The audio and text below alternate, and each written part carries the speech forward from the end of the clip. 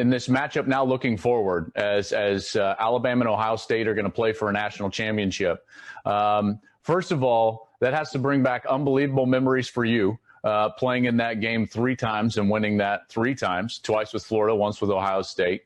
And then the matchup with Alabama.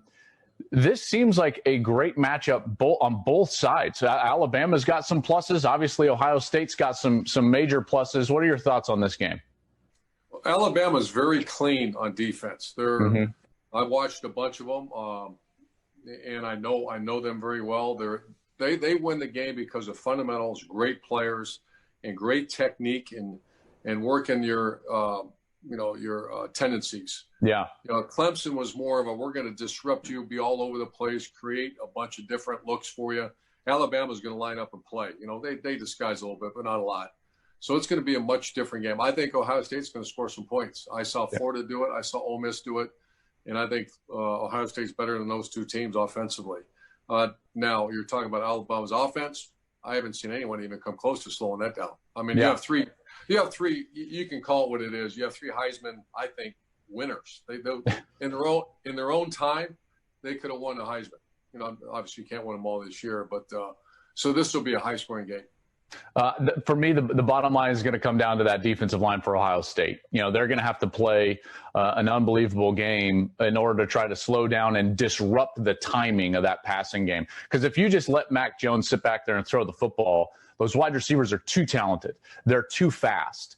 They exploit space too quickly. And so the deal for Ohio State is in particular, those defensive tackles. And that they're great players up front, Tommy Togiai and Haskell Garrett. They're going to need to press the middle of that pocket right back into Mac Jones' lap and make him more uncomfortable than he's been all year long if Ohio State wants to slow him down a little bit on the defensive side.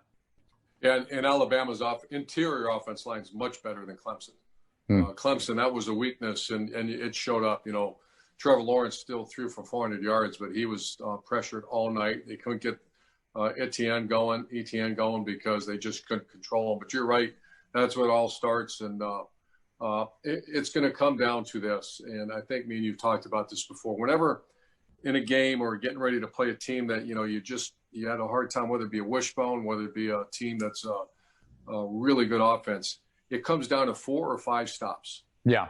And like I go back to Florida. Florida could have won that game. They had 3 stops, but 2 15-yard penalties kept the drive going. And then one, they intercepted the ball, and then they fumbled it right back to Alabama. So those are 3 stops that who knows? They lost by, I think, 6 points or whatever it was. So it's going to come down to I used to keep it right on my little score sheet on my little folder I used to carry with me, and I'd use it for motivation for myself and my team. So there's 1 stop. Now let's get 1 more. Yeah. Let's get 1 more. And I imagine Alabama's saying the same thing. Sure. It's going to be 4 to 5 stops, Joel. Everything we did is good.